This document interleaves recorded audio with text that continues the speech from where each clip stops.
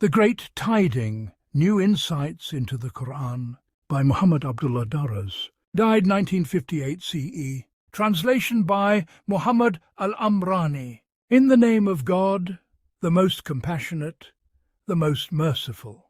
Introduction. The first part of the book, The Great Tiding, is a newborn, and yet old, new in its later stretch and its ending, old in its opening and its beginning.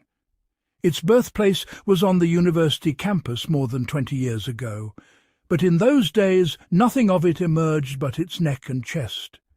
Its limbs did not grow, and its hindmost part did not come to completion, until today. The students of yesterday witnessed the first stirring of its affair when it was dictated to them in scattered stars, in successive or non-successive intervals. And whenever a few pages of it were gathered, no more than a quire or two, they would hasten to have them printed, and they began to spur the author's resolve to set down what should follow. Then, after that, circumstances came that prevented the completion of its composition, and with it the completion of its printing. Thus, the portion that had been printed remained confined within the printing house, or limited to the first generation of students of this inquiry, until the Most High, the All-Powerful, gave leave, and with him everything has its measure, 13:8, that the author should today add to it further adornments.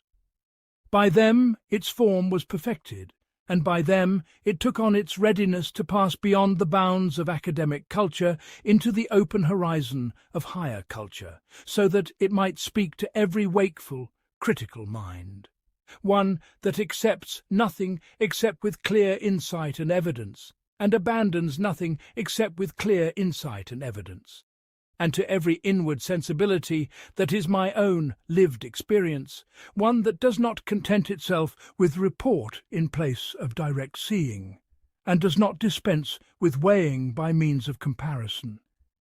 It is a discourse that begins from the very point of beginning.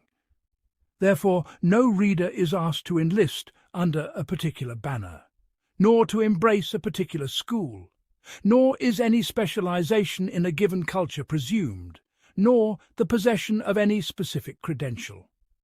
Rather, it entreats the reader to return in himself a blank page, save for a sound nature, a finely tuned sensibility, and a sincere desire to reach the truth concerning this Qur'an. And it will continue, God willing.